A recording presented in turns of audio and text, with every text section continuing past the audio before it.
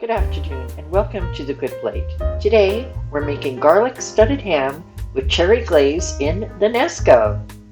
Our mise en place includes maraschino cherry juice, brown sugar, Dijon mustard, dry mustard, and horseradish.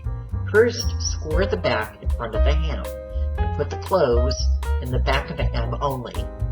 Paint the ham with the glaze front and back. Grate lots of black pepper on the back. Take slices of the garlic and put them in the front of the ham. You'll see the little slots. Use the rest of the juice, cloves, and garlic, plus water, to put in the cooking wheel. Here's our ham out of the oven. It's so shiny and delicious. This is the front. You can see the garlic if you look closely. And here's our ham on the table for dinner. The star of the show, garlic studded ham with cherry glaze. Enjoy. Don't forget to subscribe.